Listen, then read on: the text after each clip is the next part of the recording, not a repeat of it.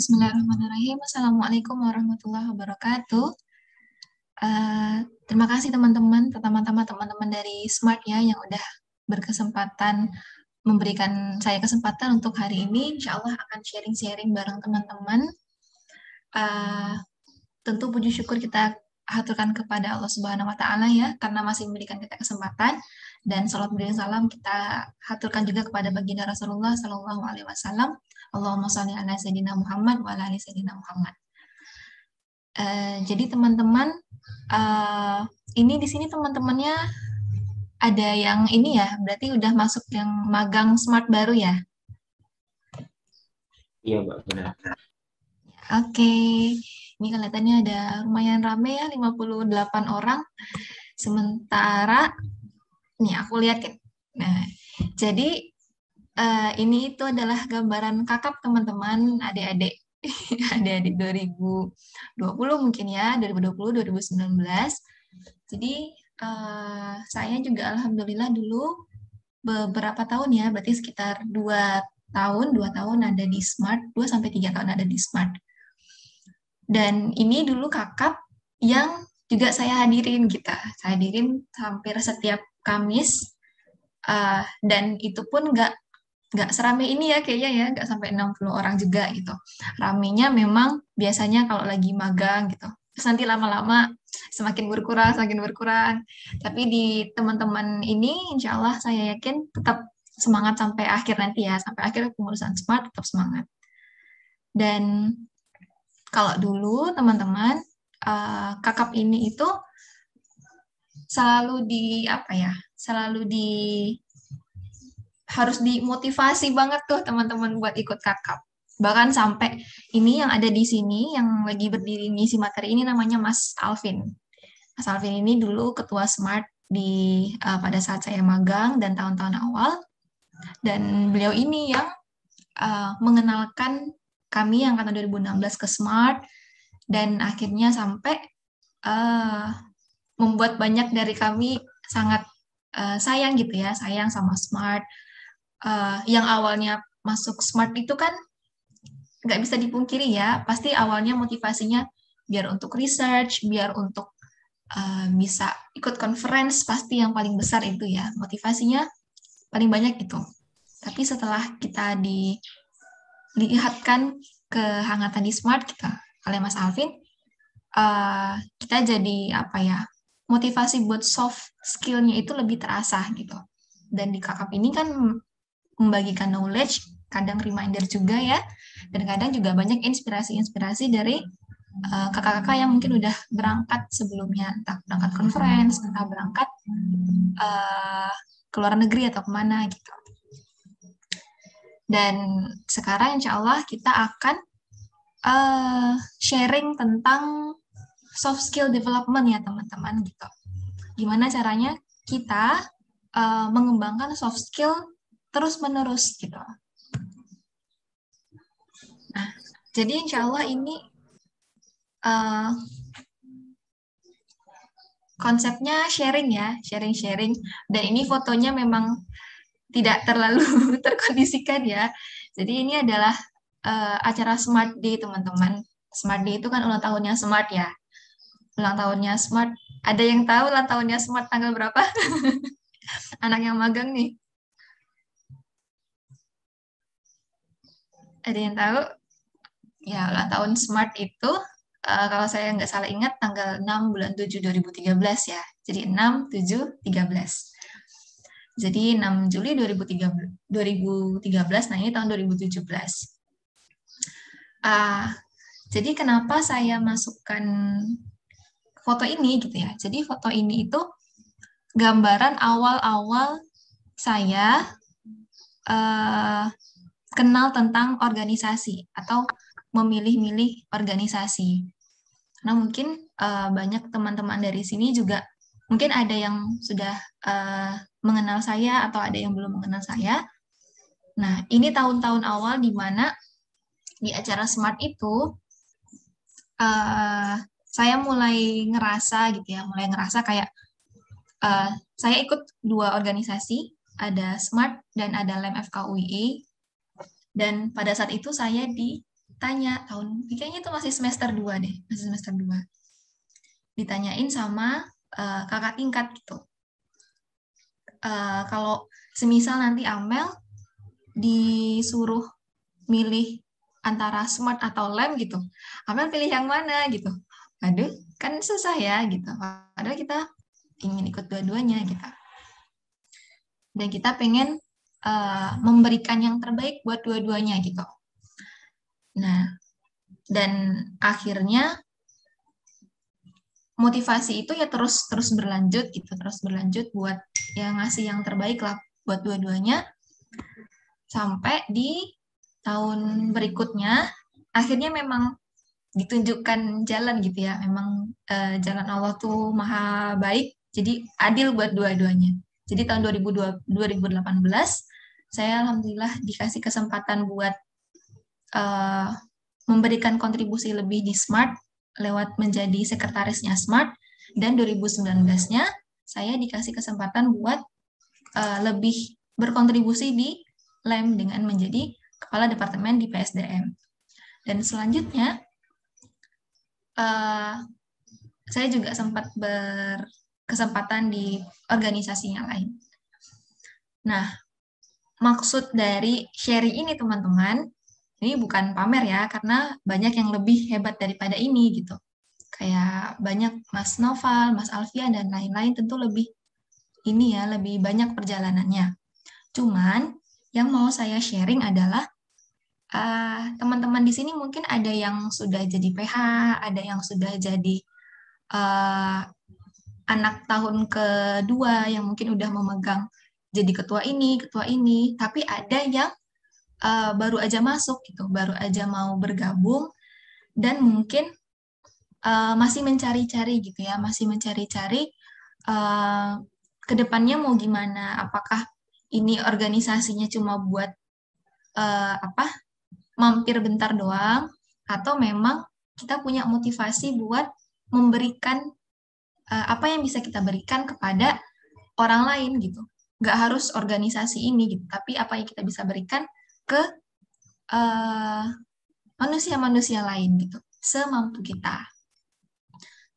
Nah, dan sebenarnya kenapa gitu kita harus punya soft skill, atau kenapa sih kita harus ribet-ribet gitu ya, ribet-ribet banget ngikut kegiatan ini, kegiatan itu. Jadi memang karena kita mau jadi dokter ya teman-teman, karena kita mau menjadi dokter, dan William Osler itu pernah bilang, William Osler itu ini ya, ahli-ahli kedokteran yang sudah ternama gitu. Jadi beliau bilang kalau seorang klinisi yang baik, seorang dokter yang baik itu memang men-treat penyakit, tapi orang yang lebih baik atau dokter yang lebih baik itu dia men-treat human atau men-treat pasiennya. Nah, jadi dokter itu adalah ilmu tentang manusia. Jadi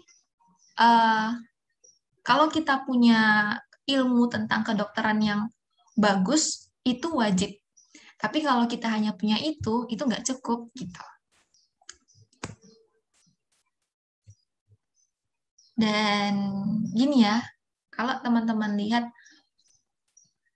di sini ada gambaran gitu ya, ada gambaran tentang pasien yang datang ternyata dengan luka-luka, berdarah, terus ternyata dokternya justru nggak concern ke si pasien, si dokternya malah concern ke hasil pemeriksaan lab, hasil kolesterol yang itu nggak life threatening gitu, nggak mengancam jiwa. Pertanyaannya, mungkin kalau dilihat sekarang ini nggak mungkin ya, tapi ternyata ini sangat mungkin gitu. Jadi kebetulan saya sedang koas ya teman-teman, sedang koas, dan dan mungkin ada beberapa dokter yang ternyata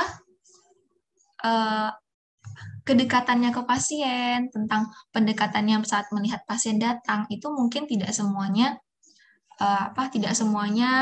empatinya baik gitu. Tidak semuanya memang menyediakan waktu dan bersedia menyediakan kesempatan untuk melihat pasien gitu. Mungkin teman-teman juga ada yang melihat itu. Dokter-dokter yang pasien datang terus langsung menulis resep, langsung ya selanjutnya gitu. Nah, kalau kita mau menjadi dokter yang baik, kalau kita mau menjadi dokter yang kedekatannya dengan pasien itu bagus ke depannya, itu nggak bisa menjadi hal yang instan gitu.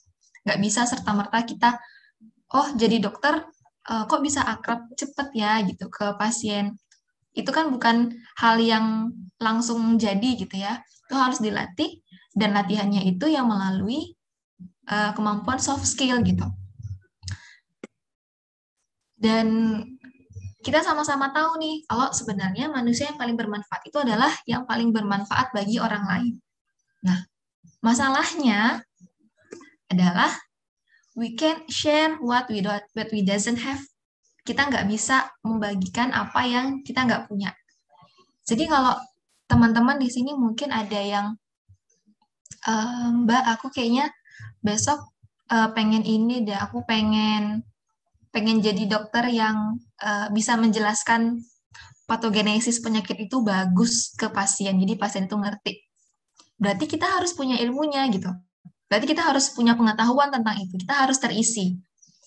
Terus ada juga yang mungkin bilang, Mbak, aku tuh pengen jadi dokter yang punya rumah sakit gitu. Aku pengen memimpin rumah sakit yang bisa mengurus pasien-pasien yang dengan kemampuan ekonomi yang rendah, ke depannya itu biar gampang gitu. Nah, kita nggak bisa membagikan kemampuan manajerial kalau kita nggak punya kemampuan manajerial. Atau, Mbak, aku tuh pengen jadi dosen, aku tuh pengen ngajar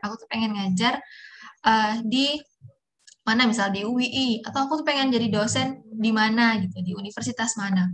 Kita nggak bisa memberikan pengajaran yang baik kalau kita nggak bisa ngajar.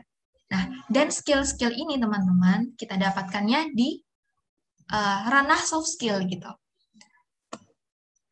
Tapi apa sih itu soft skill gitu? Nah, ternyata soft skill itu ini ya, kemampuan berhubungan atau berinteraksi dengan manusia, atau kemampuan interpersonal gitu ya.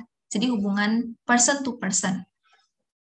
Jadi memang untuk menjadi seorang dokter ataupun karir secara umum, itu kita perlu 2 skill sebenarnya teman-teman. Kita perlu hard skill, kita juga perlu soft skill. Antara hard skill itu kemampuan dasar atau basic skill yang benar-benar kita butuhkan untuk karir itu. Misal dokter ya berarti ngerti anatomi, ngerti fisiologi, ngerti patogenesis, ngerti obat-obatan gitu.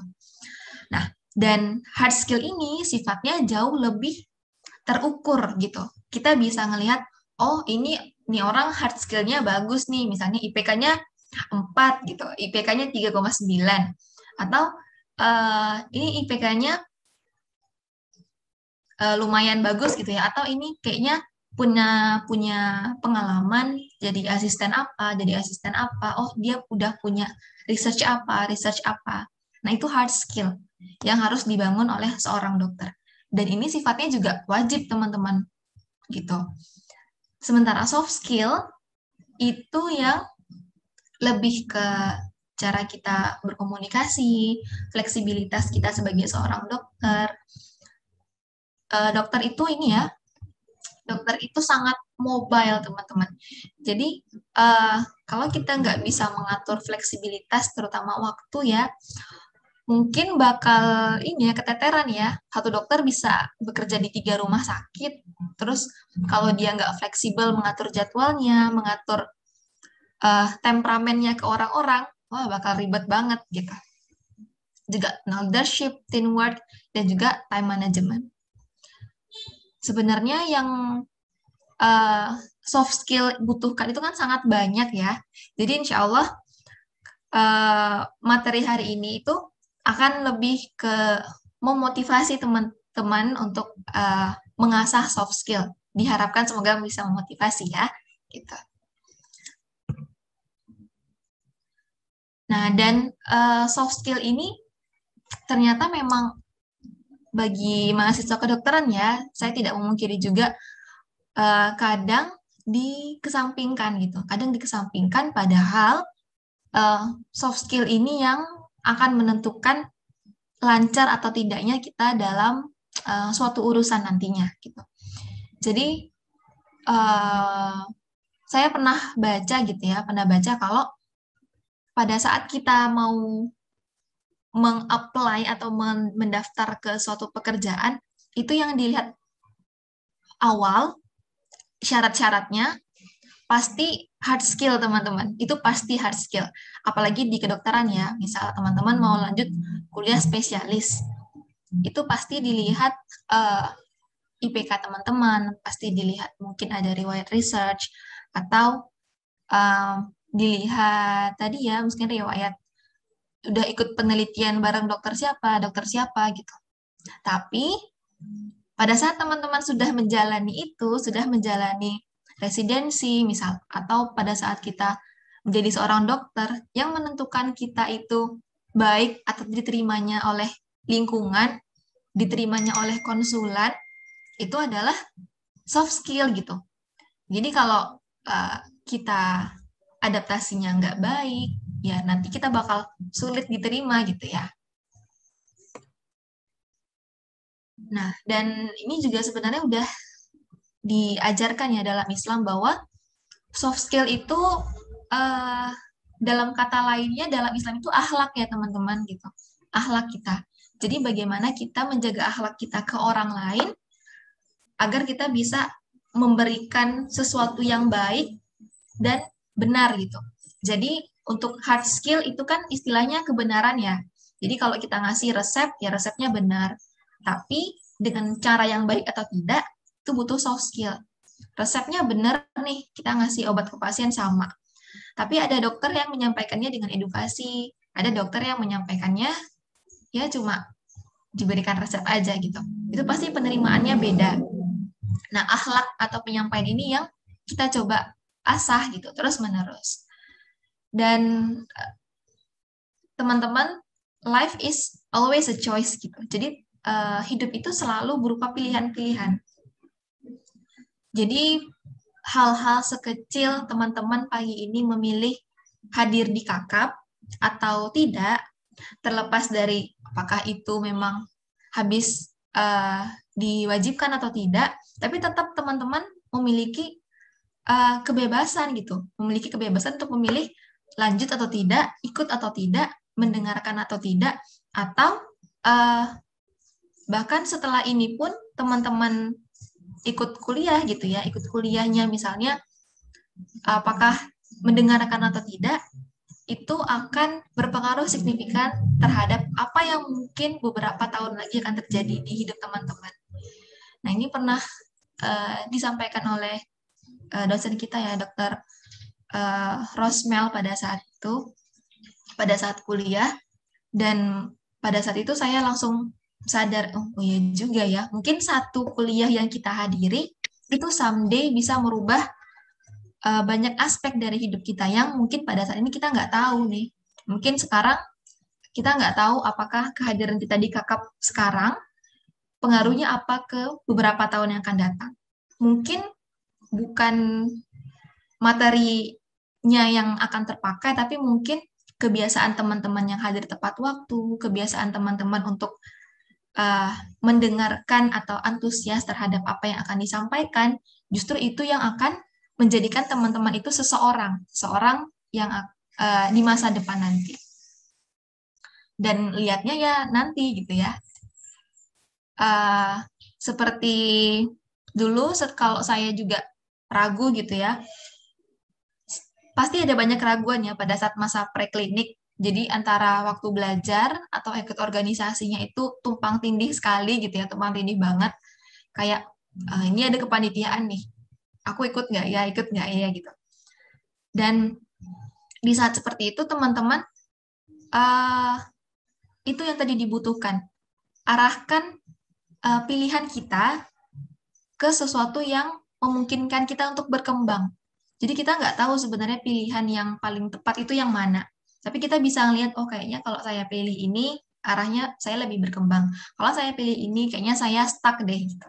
Nah, selalu buat pilihan-pilihan yang memicu teman-teman untuk berkembang, selalu untuk menjadi lebih baik setiap harinya. Walaupun sedikit, walaupun hanya yang mungkin setengah hati, tapi teman-teman bertekad untuk hadir, itu adalah membangun integritas teman-teman gitu.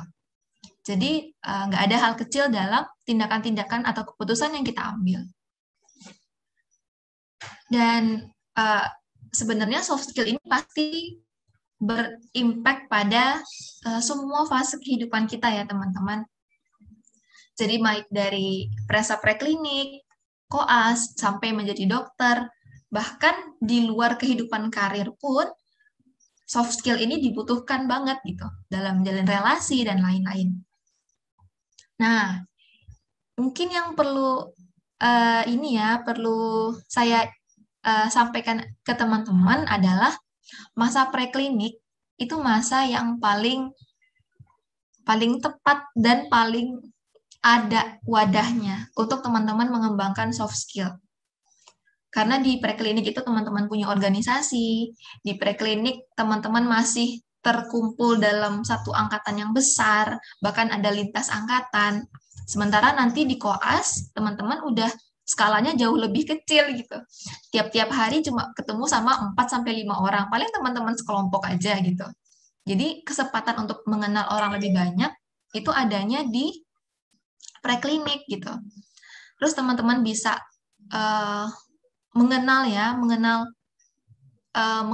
orang-orang dengan perspektif yang berbeda itu ya di masa preklinik.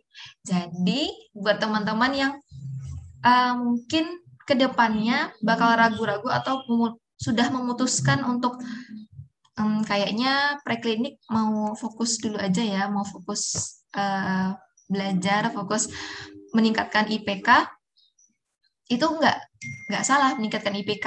Tapi mengesampingkan hal lain di luar itu mungkin perlu dipertimbangkan kembali ya kita.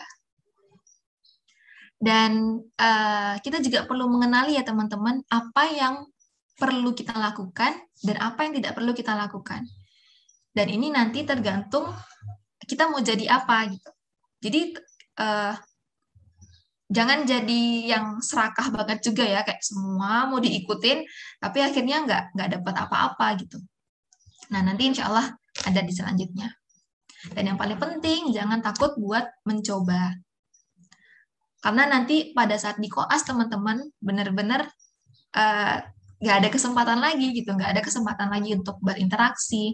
Nggak ada kesempatan untuk mengasah critical thinking. Ada masalah ini.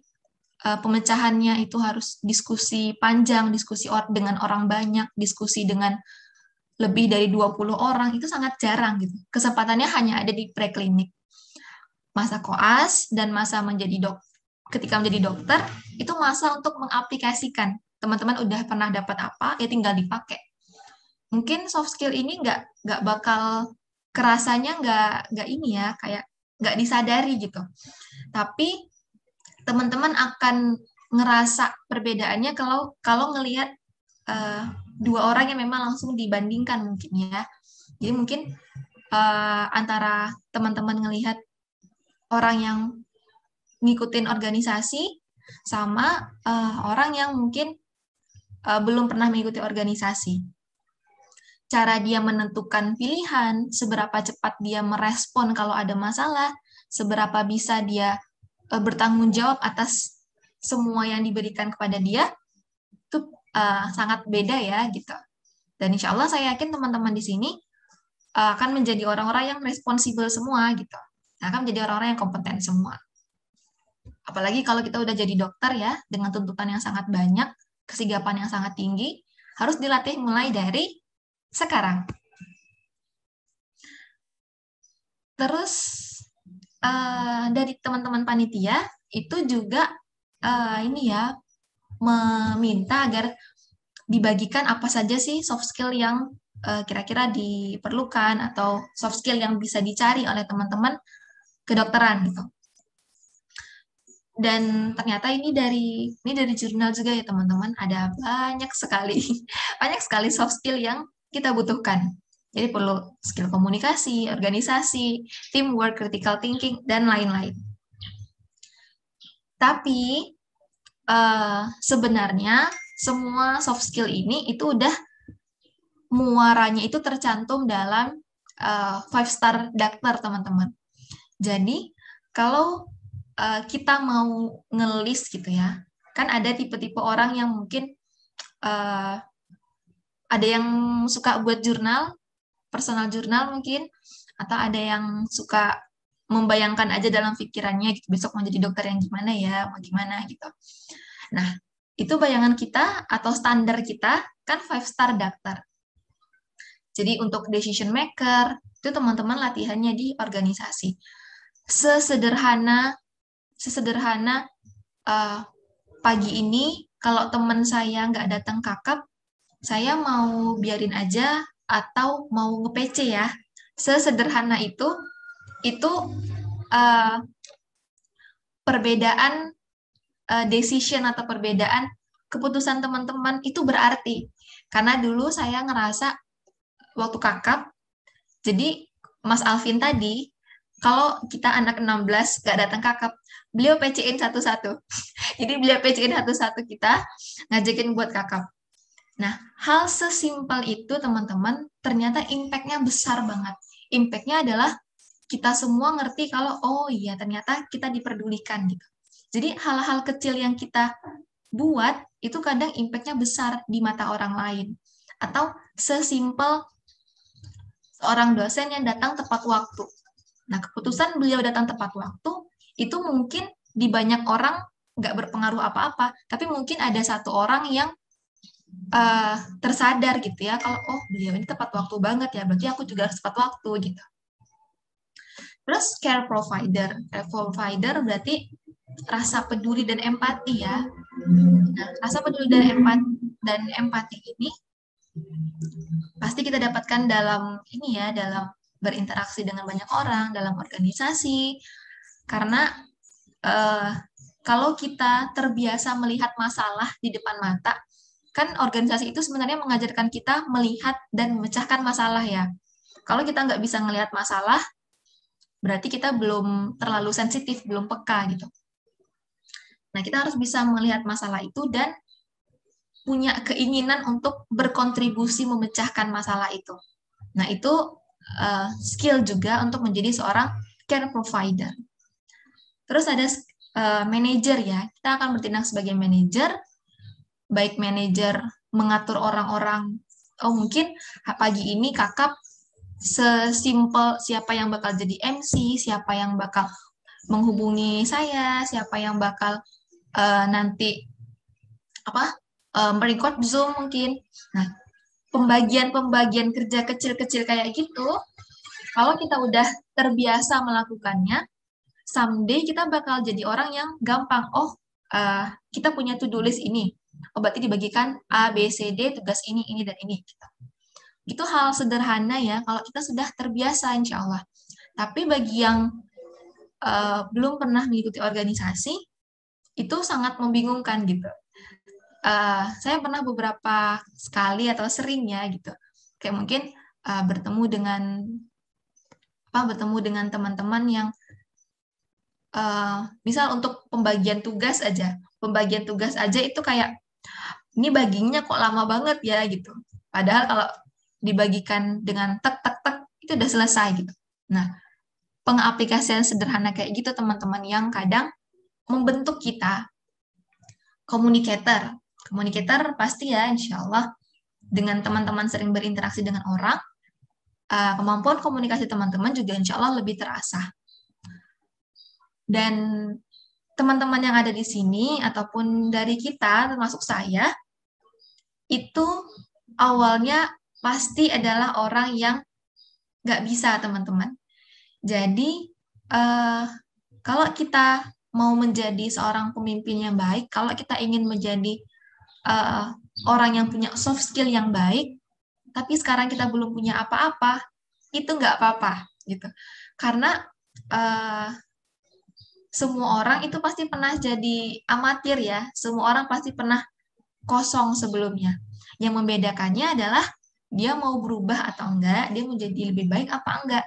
Nah, ini yang harus ditanamkan terus-menerus ke diri teman-teman. Termasuk saya.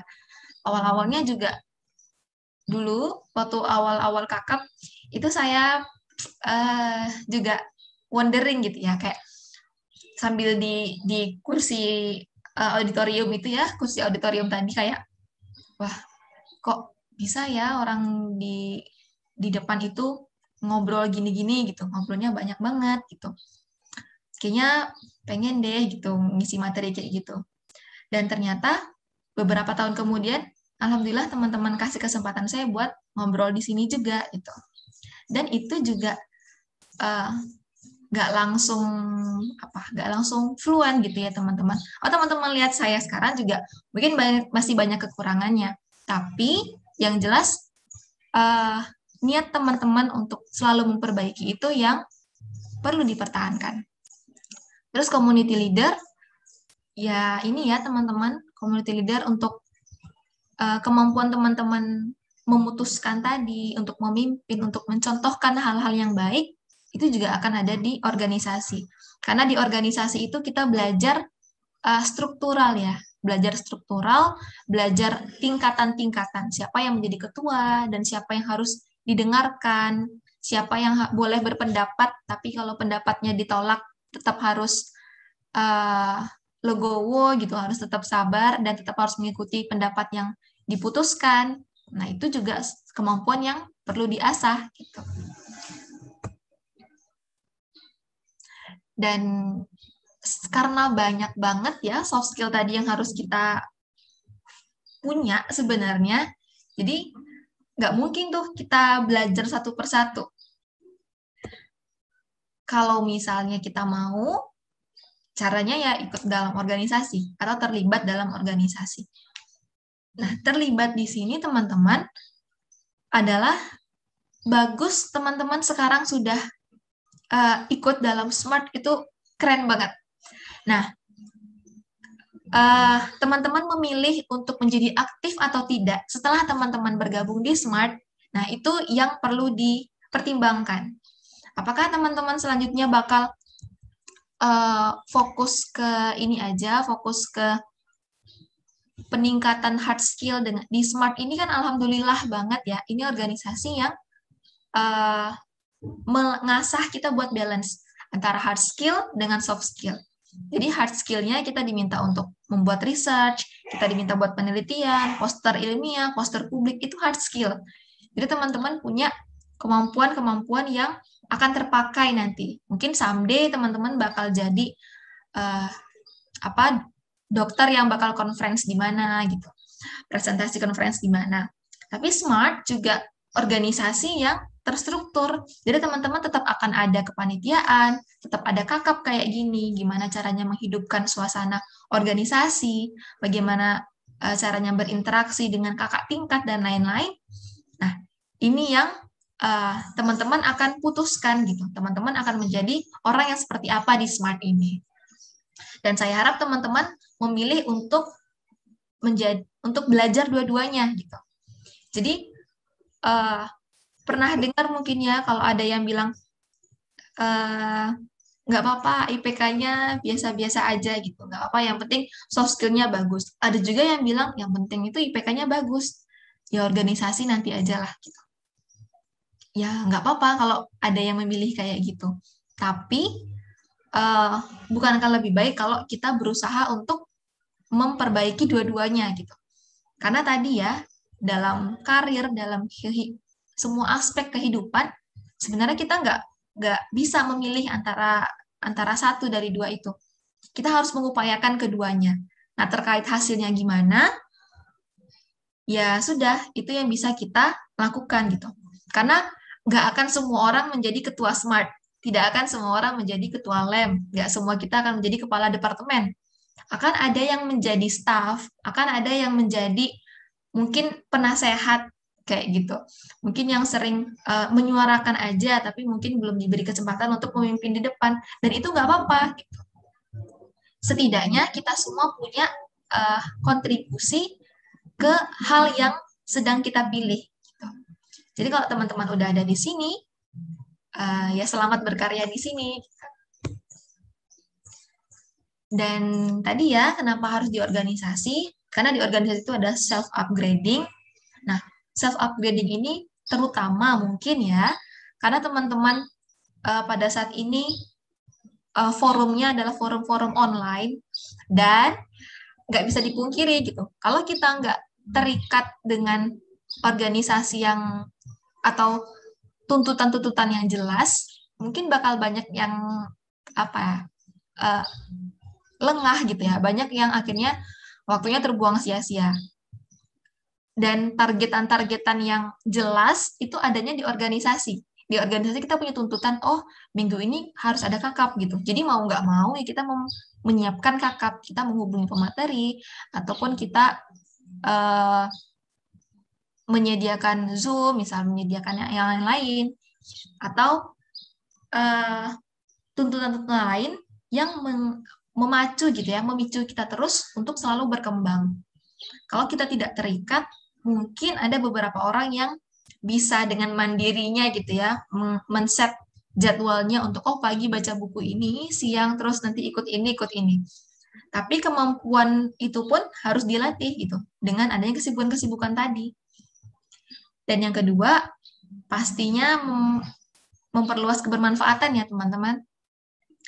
Jadi ya dalam hidup ini kan kita tujuannya untuk mencari amal gitu ya. Dan salah satu amal teman-teman sebagai seorang mahasiswa adalah mengasah diri dan membagikannya ke kalangan-kalangan mahasiswa lain atau kalangan masyarakat. Nah, gimana cara teman-teman menjadi seorang dokter yang mau berbagi ilmu nantinya kalau kita nggak punya kemampuan untuk membagikannya gitu. Nah, ini yang perlu diasah. Terus kita juga perlu menjadi orang yang mengambil peran gitu ya. Jadi di FK atau saya itu pernah dibilang gini, kan alhamdulillah dan qadarullahnya saya dulu pernah diamanahi sebagai DPM ya teman-teman. Nah, pada saat saya wawancara DPM, jadi itu saya diwawancarai oleh kakak tingkat dari Fakultas Ekonomi ternyata. Jadi beliau alumni DPM Ekonomi. Terus beliau bilang gini, kayak underestimating gitu ya, underestimating anak FK. Mbak, tahu nggak? Saya pernah baca research, katanya suatu perusahaan yang kalau dipimpin oleh seorang dokter itu jauh lebih beresiko daripada perusahaan yang dipimpin oleh seorang ekonom. Paham ya teman-teman? Jadi suatu urusan kalau dipegang oleh seorang dokter itu sangat banyak yang meng-underestimate gitu. Tapi bukan tanpa alasan, karena mungkin dulu-dulu ya, kalau sekarang insya Allah sudah berkembang ya habituasi organisasi di FK. Mungkin dulu-dulu memang area kedokteran itu adalah area yang lebih ke hard skill gitu. Jadi untuk kemampuan manajerial, kemampuan untuk problem solvingnya itu belum terlalu terasah. Sampai saya ditanyain kayak gitu. Terus saya jawab, ya lihat aja nanti Mas, DPM siapa yang bakal kerja gitu. Ya udah. Dan itu teman-teman bakal melihat kalau ya kampus, ya lingkungan, ya angkatan teman-teman itu akan menjadi lebih baik kalau orang-orang yang sudah terasah atau orang-orang yang punya kemampuan dan orang-orang yang berniat baik mau berkontribusi. Kadang sulitnya justru yang sudah mampu ini kadang menarik diri gitu ya. Mungkin udah ngerasa cukup di masa SMA dan akhirnya di masa kuliah ya udahlah pause dulu gitu. Nah, ini yang harapannya dikembangkan terus-menerus gitu. Oke, terus apa sih sebenarnya yang harus dilakukan? Yang harus teman-teman lakukan, yang harus kita lakukan, itu secara umum ada 3 ya teman-teman. Jadi kita harus membuat plan atau perencanaan. Nah, yang kedua itu teman-teman harus mengeksekusi. Yang ketiga, mengevaluasi gitu. Nah, mulai dari yang pertama, kalau kita pengen mengasah skill yang baik, kita niatkan dulu soft skill kita itu untuk kepentingan duniawi kita dan juga akhirat kita. Karena pengasahan soft skill itu kan effortful ya teman-teman, itu butuh tenaga, itu butuh mungkin teman-teman yang kan teman-teman ada intermedisko, kita ada intermedisko, mungkin teman-teman yang nggak menjadi panitia intermedisko, malam-malam dia bisa langsung tidur cepat gitu, habis belajar tutorial langsung tidur. Dan teman-teman yang jadi panitia intermedisko mungkin setelah belajar tutorial masih harus ngerjain proposal, masih harus nggak tidur, besok mau verif gitu, mau ketemu sama ketua lem, ketua DPM, dan itu menyita waktu dan tenaga gitu. Nah, jangan sampai semua usaha teman-teman dalam mendapatkan soft skill ini nggak bernilai apa-apa di mata Allah gitu ya. Itu sayang banget bertahun-tahun teman-teman melakukan kebiasaan atau kepanitiaan, tapi nggak mendapatkan apa-apa gitu. Jadi, seperti mungkin hari ini teman-teman yang menjadi MC, Mas Aksal ya, Mas Aksal atau Mas Novanda panggilannya. Nah, itu menjadi MC diniatkan untuk membawa kebaikan atau menyebarkan kebaikan pagi ini, insya Allah. Nah, akhirnya mendapatkan pahala. Dan hal-hal kecil lainnya, pokoknya diniatkan terus untuk mengembangkan diri, sehingga teman-teman bisa mengembangkan hal yang lebih besar ke depannya. Dan yang paling penting juga, dari setting plan atau membuat perencanaan, itu adalah start from the end, teman-teman. Mungkin ini bagian paling penting ya dari yang mau saya sampaikan hari ini.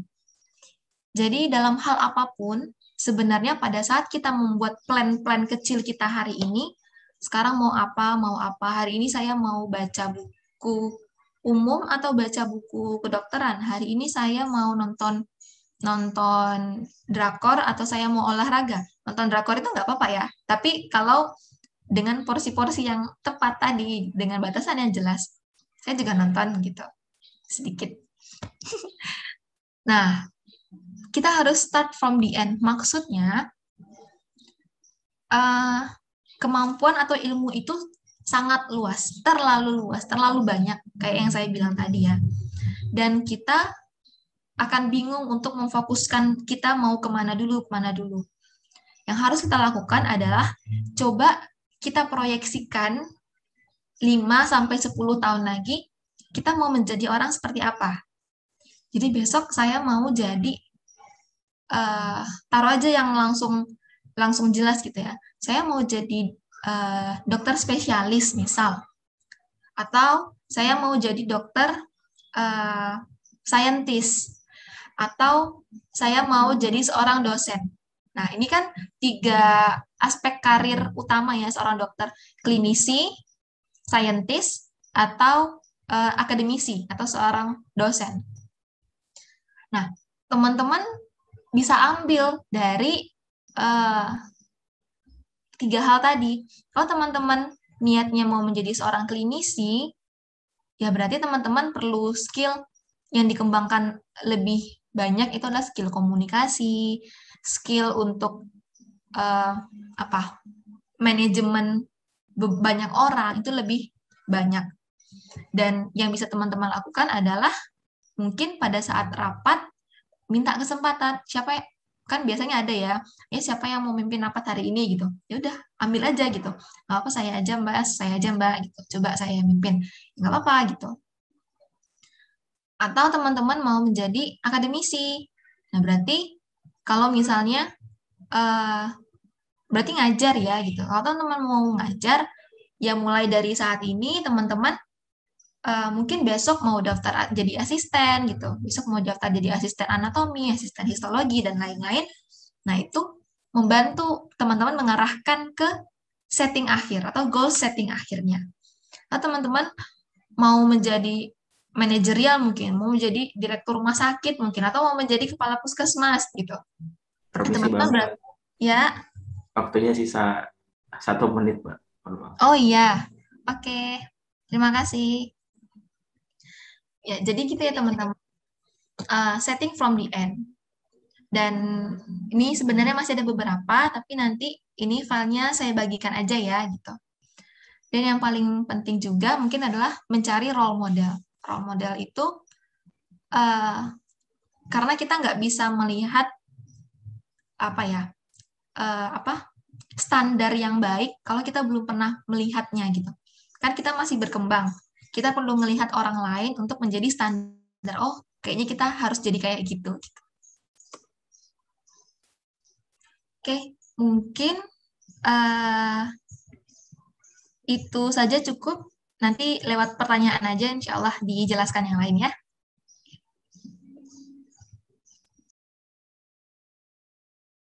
Oke, kita berarti masuk ke sesi diskusi ya, Mbak. Mungkin ini udah ada pertanyaan yang masuk. Ini saya bacakan yang pertama. Bagaimana Mbak Amel mengoptimalkan soft skill dalam pengalaman organisasi? Apakah terlihat ada perubahan dari sebelum ikut organisasi dan setelahnya? Terkadang kita hanya ikut saja tanpa benar-benar sadar bahwa tujuannya itu untuk meningkatkan soft skill kita. Mungkin itu Mbak, pertanyaan yang pertama. Oke, terima kasih. Terima kasih atas pertanyaannya ya. Apakah ada perbedaan? Alhamdulillah sangat terasa perbedaan ya teman-teman. Dan seperti yang saya bilang tadi, insya Allah teman-teman akan juga bisa melihat dengan jelas gitu ya. Kalau di research itu kan tipenya ada yang pre post, penelitian pre dan post, ada penelitian yang post aja. Jadi untuk teman-teman yang mungkin mau melihat perbedaan awal dan akhir, ya teman-teman nanti lihat ini aja, teman lihat sambil berjalannya waktu, teman-teman seangkatan kalian yang dia ikut organisasi dan yang tidak ikut organisasi, perubahannya gimana? Signifikansinya. Mungkin yang paling banyak, yang paling terlihat itu ya. Tapi kalau di saya sendiri, alhamdulillahnya sangat kerasa. Kerasanya adalah yang step-step kecil tadi ya, pilihan-pilihan kecil yang mungkin saya ambil sesederhana. Dulu saya diminta gitu, ditunjuk lah ya pada saat pemilihan menjadi apa sih kayak ketua magangnya. Saya juga ikut di LEM, jadi ketua magangnya di LEM itu Bu Lurah ya namanya. Nah, dan saya dulu sempat hampir mau menolak juga ya kayak ini tolak nggak ya gitu. Dan tapi qadarullahnya saya ambil. Dan saya nggak tahu pada saat itu karena saya ambil itu dan akhirnya perjalanan-perjalanan organisasi dan soft skill saya lebih terasah gitu dengan adanya ini ya, dengan cara manajemen orang, cara berkomunikasi dengan orang. Yang paling nyata mungkin ini teman-teman, pada saat kita melihat sesuatu itu dari berbagai perspektif. Jadi kalau dulu waktu awal saya belum ikut banyak organisasi, mungkin saya cuma bisa melihat dari sudut pandang yang kecil, dari sudut pandang yang di dekat saya aja. Tapi setelah ikut beberapa organisasi, kita jadi punya banyak sudut pandang gitu ya. Jadi ketika ada masalah, ketika ada problem, kita bakal bisa melihat, oh sebenarnya nggak sesederhana itu ternyata. Oh ternyata dia ada alasan lain yang mungkin bisa didiskusikan dengan banyak pihak. Nah, dan terutama yang paling banyak terpengaruh juga time management pasti ya. Time management itu yang paling sangat signifikan terubah atau terasah insya Allah. Dan teman-teman percaya atau tidak, ini di angkatan saya ya, itu 10, taruhlah 10 IPK tertinggi, itu kalau di list semuanya, hampir semuanya adalah petinggi organisasi. Dan waktu saya tahu itu juga kok bisa ya gitu. Ternyata memang apa ya? Bukan organisasi itu yang bikin kita menjadi orang yang pintar, bukan. Jadi nggak mempengaruhi secara langsung, tapi setelah ikut organisasi, kita jadi pintar membagi-bagi waktu, membagi-bagi kesempatan. Bahkan kalau kita lihat, kalau saya lihat, teman-teman angkatan yang akan sempat membagi antara belajar dengan main, jalan-jalan ke sana sini, itu justru orang-orang yang di organisasi gitu. Jadi kalau di masa depan mungkin kita kenal dengan work-life balance ya. Mungkin nanti ketika menjadi seorang dokter, kita akan terasa membagi antara kehidupan klinis dengan kehidupan di luar itu, gitu, di luar karir. Hal-hal kayak gitu yang sangat kerasa, alhamdulillah gitu.